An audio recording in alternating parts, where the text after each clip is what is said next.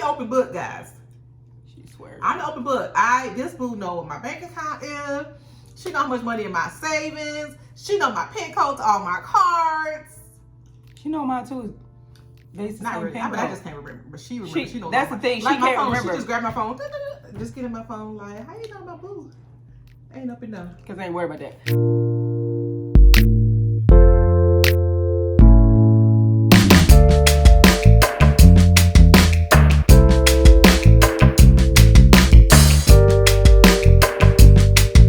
What's up, good people? Hey, y'all. It's your girl, Kelly. And Toya. And we are back with another video. So we're having, what is this, lunch, babe? It's a late lunch / dinner. Late lunch, yeah. This ain't dinner, it's a late lunch. It's a late lunch. I just whipped up a hot sandwich. Got some bacon, turkey, and cheese. And some, what is this? Lay's sour cream and cheddar chips. And I got me a pickle on the side. These were my favorite chips coming up when I was younger. I'm home at the store. I grabbed a bag and realized she's like a monster, but she didn't cut any chips. Yeah. This is our Black That's Me in Love blackout shirt. I think I'm gonna post a video. No, I don't know how to do it. But you'll see the video or the photo shoot that we took in these shirts or with these shirts in either the video before or after this. So, wait a minute, and we got a little drink. Pepsi with some Tito's. Are you drinking the same thing? I am. I'm having Pepsis and Tito's also, guys. I gotta work tomorrow. I gotta get my mind together, honey. So anyway, as promised, we are delivering, actually, back it up. Back it up, back it up, back it up. If this is your first time here, welcome to the Kels and T fam, our returning subbies. Thank y'all for rocking with us. We love y'all so much. Don't forget to like, comment, and share this video. And just go ahead and subscribe. Hit that notification bell so you know when we drop in our next video. Tell a friend. To tell a friend. Get it. Tell a friend. And watch our videos all the way through. Don't be clicking through them commercials or whatever, unless it's super long. But other than that, you can watch a little hot 30-second. Nope, don't do it. Just let it play. Let it play. Scroll on your phone real quick, whatever it is you do. Let it play. So, today is episode 6 of Let's Talk Love and Marriage.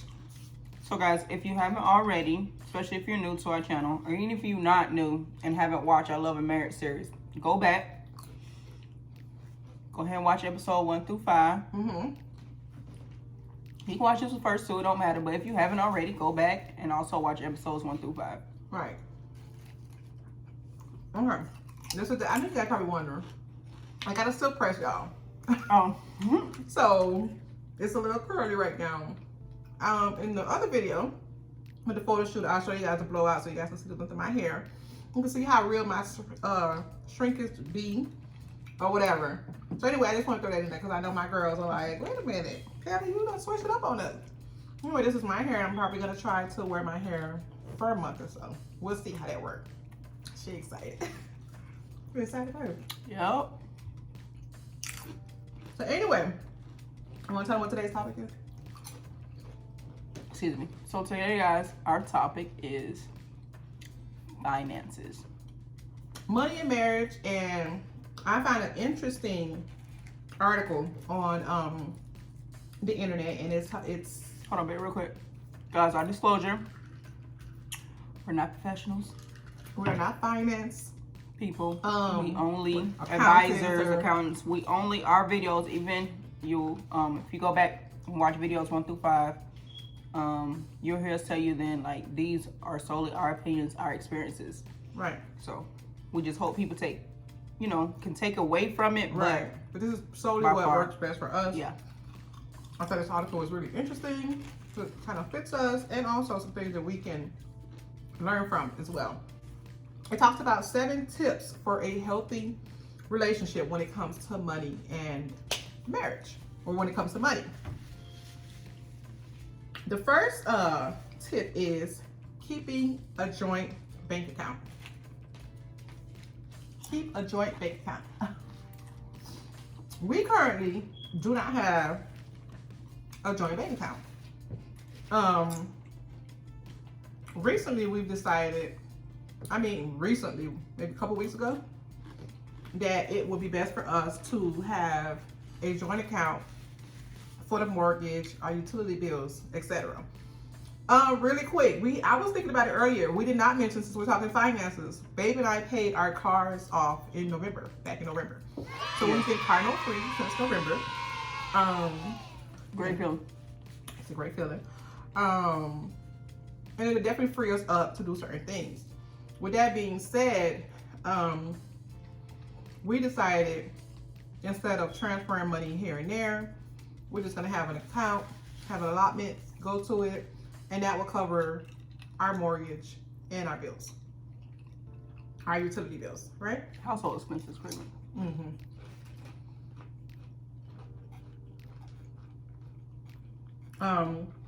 So it basically talks about how some couples think keeping a separate bank account is the best way to avoid arguments in a relationship. And I can kind of see where they feel that way. I would say, I think I might have kind of felt that way at some time, because You did. we are, what? Mm-hmm. Well, that's because we're very different. And our saving style is different as well. And of course, naturally, she has her reasons to why I feel that way, and I have my reasons to why I feel that way. So in order for us to have complete transparency in our marriage, we've decided 2 years later that we're just gonna create this joint account together and probably have everything on automatic payment for the most part. Mm-hmm. Right? Mm-hmm. Okay, so the next one is, it talks about discussing your lifestyle choices together. I'm gonna let you talk a little bit on that. I feel like it's something we already done. Our lifestyle depends on how you define lifestyle, but our lifestyle choices. Uh-oh. If we're talking about what, we're talking about only spending money or how we spend money. Lifestyle choices, so I guess everything combined. You're spending money. I guess the way you prioritize your money, bills, wants, needs, etc. That's what I'm gonna take from it. Let's see. I may spend a little more money than she does, but I think for our lifestyle, sorry, babe. It says basically, like, let's say for instance, you will be completely content at shopping at Goodwill. This is just what it says to give you guys an example. And I love, and your spouse love name brand items at full price, and does not support expensive taste. That's going to be a problem. So I think we're in the middle with that, right? Definitely. We like nice things, of course, but with limits. Yeah, we have limits. But we'll bargain shop too. Mm-hmm. I won't go as far as Goodwill, but because we ain't good at it. Yeah, I mean, if I had a good eye for thrifting, I would. Yeah. I just don't, not only do I don't feel like I have a good eye, I don't have the patience to be sifting through all that stuff. I can't do it. So go ahead. But for the most part, for our lifestyle, how we spend our money, the nice things we do, like we're hand in hand with that. We can it's pretty much the same. Excuse me. I agree. So the third tip, it says to recognize your difference in personality. Everyone's money mindset is different, and opposite tends to attract. Chances are one of you love working with numbers, the nerd, and the other one would rather not be tied down by what numbers show, the free spirit. One might be the saver and the other one might be more inclined to spend. While personality differences cause some marital problems, it isn't the real root of your money and marriage issues. The source of the problem is whenever one of you neglects to hear the other's input, or one of you bows out from handling the finances altogether. Well, that's something definitely to discuss if you are having those issues. For us, I don't think we do. We've had plenty of discussions of how Kelly does like to save way more than I do. She is the saver. But We know that. So we've had our discussions. The most important thing is to discuss these things, like it's saying. Right. Recognize your differences. And long as you can do that, I believe you can move forward. It's when you do not recognize and you do not have the conversations. They are tough conversations. You might not like how your partner is, but you got to come to some type of medium. Agree to disagree, or come to some type of agreement that works, or some type of system that works, especially when your personalities are different. Right. It's not the end of the world. It doesn't. I'm saying it shouldn't break your marriage or anything like that, or your relationship. Just come to some common ground, right, where you guys can work it out and continue to move forward. And that's pretty much where our conversations lead to. And honesty, honesty with everything is going to play a huge part. Don't wait till things get hot to talk to your partner. You want to try to catch things before they get out of control, right? Right. Number 4, it says, don't let salary differences come between you. Definitely not. I've read some stories. Really? Yeah, on the that group we follow, the LGBT marriage couples group. Mm-hmm. Yeah. Some couples come on and ask for advice, and you do have the instance where some couples feel like, oh, I make more money, so you pay the majority of the bills, and you just do that. If you guys come to that agreement, comment down below. Tell us how you guys feel about that. Do you guys feel as if the person in the relationship that makes the most money should cover the majority of the bills? Is that what you're saying? Right. Yeah. Comment down below. Below. And but the big thing like that, you cover most of the bills, and then they have maybe a couple bills here and there. But the argument for them was you still asking them, the one that makes the most salary, that pays most of the bills, you asking them to help you out with the little two bills you got. So that... Let me see if I'm understanding you. They paid all the bills. And say you got like 2. And then I have like 2 bills, and I'm like, hey, babe, can you help me? Can you pay my cell phone bill or something like that? Right. Oh, yeah, that's crazy. Yeah, so... So, is this person maybe spending their money elsewhere where they need the help? Or are they just clearly taking advantage of the situation? From what my understanding, my reading, they take advantage of the situation. Either way. So, in my opinion, that right there is not fair. And if they're in the bud, like, you just gotta have the conversation. If that's something you agree to, then, or figure out, have the conversation, babe, why you need this extra money? I cover most of the bills, what's going on. Like, everything is communication. So maybe something happened that they need. Somewhere. Yeah, something happened where just that month they need your help. So I think also titles come into play with that. Okay. So even if you make more money, y'all agree, okay, we're still going to split this. Everything's going to be 50-50. Or whatever the case may be. But also I feel like titles come into play with that. So if you're if you want to call it head of household, studsman, whatever title, when it comes to titles, you may feel obligated that you take care of most of the bills. So, but all of it is conversation, all of it's communication, period. My bacon falling out. My opinion, if I make more, I'm going to take care of more of the bills. That's not, unless I'm giving my wife an allowance also, like, it doesn't make any sense, because at that point, you're just exchanging money. I don't feel like that makes any sense. What if you don't make more? If I don't make more, I'm going to do what I got to do to make more. I'm going to do what I got to do to take care of most of the bills in the household. Just why for mine. Why? So this is just my opinion and how I feel about it. And maybe that's where the title comes into play. I don't know. I think even with title, you can't just assume in a marriage that communication. It's going to go that way. That person may not feel that way. And again, I don't feel like that's a exact or a cookie cutter fit for every relationship. Not at all.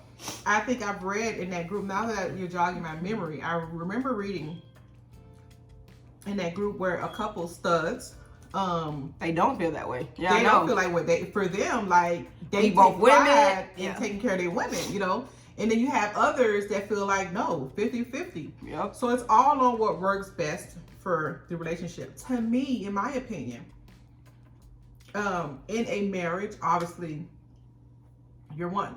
Especially when it comes to marriage. That's on a different, you're Right. getting on a different level at that point. But in a marriage, you're moving as a unit, one unit. And you're building towards your future, your retirement, your savings, etc. Honestly, you cannot move as it's just you. You get what I'm saying? So it has to be, babe, how are we going to figure out this month? You got to be able to sit down at the table and say, hey, you know, babe, I was feeling ill. I didn't go to work 3 days out of the week. I didn't get paid. Are you going to be able to help me pull my, you know, cover my end or whatever? Or you pay the bills, baby, you do the saving. You know what I mean? My thing has always been saving, ideally to be able to save anywhere between 1 to 2 years of our bills. That's mortgage, utilities included. All right. That's always a goal. If I'm anything under that, I start to panic. I start to panic because you just don't know what life is going to throw at you. This thing, we've been together going on 7 years, so we know each other by now. When something's not right, I know when our attitude just changes. So feeling some type of way, and she may have, and then the conversation just happens because we know each other. Right. Like when I know baby feel like her savings ain't where she wants to be, or if I need to pull some more to take care of this or whatever, like the attitude, like it doesn't force the conversation, but we know, okay, like, babe, you need to take care of this. I don't like to go on my savings. Yeah, or you need to do this, or we got to do this, or the case may be. But because we know each other, we know the attitude, or whatever the case may be, may change a little bit, and we'll have the conversation. Right. On what needs to be done, you know, we got to stay the way it is and continue to move forward. But all in all, guys, you have to communicate. Finance is something you have to talk about from jump, especially before you get into your marriage. It is. It took me a while to get her out of her, you know, she was I got it. I got it. Excuse me, guys. Don't worry about it. I'm gonna make it happen. I got it. I can't deal with I got it. I can't plan off of I got it. We need to talk. Yeah, she wants to go whole in depth with that thing. But she has to pull me out because I'm just like, and you don't want to make your partner feel like you're hiding anything. And that just was never the case. I just take care of it. I don't feel like there's need to talk about it. I'm just gonna take care of it, or whatever. Before it gets to that point, my wife likes to talk about it, and I have to. We're not married. It's different when we're not married and we're living together, right? And you maybe feel some type of way, and I, you know, well, hey, babe, you know what? I'm gonna work some overtime. I'm gonna, you know, do my second gig, and you may not see me. You know what I'm saying? We may not do date night a couple nights, a couple weeks, weekends, or whatever. Because I have something to do. And if you don't go into detail, I have something I have to take care of. If you don't go into detail about it, you get what I'm saying? It's not as bad. But when you're in a marriage, and I can tell that, you know, your back may be against the wall, you're feeling a little stressed, but you kind of like don't want to talk about it, you're tight-lipped about it, that's not going to work. Because I don't know, for me, well, how bad is the situation? You know what I mean? Right. I need to know how bad is the situation. Do I need to step in? You know what I mean? How are we going to fix this? How are we going to work this out? How are we going to fix it so we can move past it? Right. So, communication. All in all, it boils down to just communicate your different personalities, the different lifestyles, that how you carry, how you deal with things. You guys have to talk about it. All in all, you have to come out. If you have a shell you're in, like for me, you have to come out, especially when you're in a marriage. Definitely, because it's gonna cause more problems than it's worth. Right. And that's just my opinion. So the next tip is keep your purchases out in the open. Oh, of course. I think we're pretty well. We have no choice. It's gonna come to the door. Yeah, it's gonna come to the door. If I'm not physically here, or she's not physically here to see it, we're gonna see it on the camera. So right, yeah, there's no way around it. As far as going out to get anything, when we're out of the house and we're doing it together. Yeah, we're just hanging out, or it's for fun. We're together. Yeah. But it says being unfaithful to your spouse doesn't always involve an affair. Sometimes it's when you're unfaithful to a shared financial goal by opening a side bank account, or stashing cash away. Yeah. That's deceitful. The same applies if you have a credit card your spouse knows nothing about. On my end, I'm the open book, guys. She swears. I'm the open book. This boo know what my bank account is. She know how much money in my savings. She know my PIN code to all my cards. She know mine too. Not really. I just can't remember. But she remembers. She knows. That's the thing. She like can't phone, remember. She just grabbed my phone. Just get in my phone. Like, how you know my boo? Ain't up and down. Because I ain't worried about that. But the crazy thing is, it's not my fault to remember because my pen is the same literally for almost everything. Like, I'm not trying to remember all them goddamn different pens. So I keep it simple. So I give it to her. I give her my card, babe, what's the pen? Every time. I'm like, I tell you the pen every time. I don't be trying to remember. And then it's the same pen for everything. But that is crazy, guys. You do not want to have a I separate never got time for that. bank account. You do not want to have a credit card that you're buying things or whatever the situation is. So, oh guys, the planter back there, my piece literally just died on me. I tried to repot it, and I killed that thing. I did.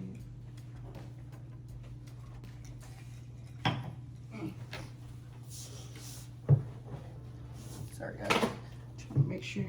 You all right? Let's break it. Sure. Sorry. Yeah. Trying to make sure y'all see us. Anyway, so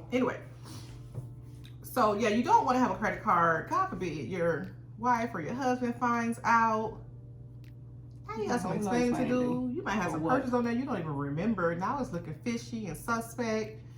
Just avoid all those problems altogether, and do yourself a favor. Don't be having no extra credit cards or side bank accounts and all that jazz. Get yourself in unnecessary trouble in your marriage because it don't look good. Right? Right. Keep your purchases out in the open. Be honest about it. If you had to have them pair of shoes, just say, babe, I had to have them shoes. Definitely. Anyway, number 6 says set expectations together. I agree with that. If you have a common goal, if your partner is struggling with savings or just discipline when it comes to maybe paying the bills on time, create a budget together. Right. Set certain expectations where, I don't know, give each other a budget for lunch, for at work, and coffee, and I don't know. And set certain expectations that you guys can work towards together. Yeah, so so ideally you want to set a budget for one another, and that budget should free you up to reach that goal, the next expectation that you all set together. Right? Right. And I think that I don't know who I was watching. It was a YouTube couple that I was watching, and she talked about how she talked about how her wife actually taught her how to save money and help her become more disciplined, and she has actually seen her savings grow to where numbers she's never seen before, and it helped her get her credit together and things of that nature. So setting those expectations could lead to beautiful goals, Right. Numbers, this is a juicy one. Number 7, the last and final one, we're gonna wrap this up, says, don't let your kids run the show. That's a good one. Yeah. Definitely. Our boys are grown and not the household. But when they were here, meaning I just believe that your children do not have to have everything. Every new toy that comes out, every new pair of J's that come out, like, oh, mommy, I need to have this. Oh, mommy, can you find me this? Sometimes you have to tell them no. You can't be spending your bill money because you want your kid to have this. Right. Or to make them happy. An extension on this bill because these shoes come out this month or this week and you need to have them for your son. That is going to cause problems, especially if your partner don't feel the same way. Right. About those type of things. Most of the talk about let the kids run the show, it's mostly it's material things. Yeah. They can be told no. Because they can't have this new game that's about to come out on their game system. They gotta wait. Right. It's prioritized, so they don't have to have everything. There's ways to spoil your kid, and your kids will have nice things when it's time for that. Right. So your kids, if your children are in school, to each his own. But there's no reason that your child need to be going to school like they stepped out of a music video. They're going to school to learn. Of course, you want your children to look nice, but there's limits to that. Healthy, set those healthy boundaries It's not going to create little monsters and relationship friction and issues in your marriage or relationship. Right. So don't let them run the show. Right. Money and marriage should go hand in hand. You cannot avoid talking about finances. You cannot put the money topic aside and feel as if we're both just deal with our own thing and do our own thing. And in your mind think that you're going to have a healthy marriage. Right. Not if you're working, not if you're building towards something. You know what I mean? If your goal is to retire together. Could you imagine when it comes time to retire and one person ain't got nothing in the bank and the other one doing it, now you telling your wife or your significant other or your husband that you're not ready to retire. I am, but you're not. But you guys had all that time to work, you know what I'm saying, to talk about it and to work towards it, to do whatever necessary, make those necessary sacrifices. That is something that should have been talked about and worked on together so you can meet that end goal. We're still a young married couple, and we're still merging some things. I literally just got my name. I've had my name changed, but I didn't do it at work. Just until last month. Yeah. So some things are, a little slower than others, but we're definitely working towards a common goal. We have expectations set for each other. Communication, guys. That's it. What? Keyword to everything. Communication. Have them conversations whether they want to be had or not. And you can go off when she spontaneous purchases. What? What are you talking about? Come on, shopping. Who makes spontaneous purchases? Nobody. Oh. Anyway. Don't worry, I got it though, y'all. I got it. I don't know what she's talking about. Huh? I don't know what she's talking about. Anyway. Communication, guys. Communication.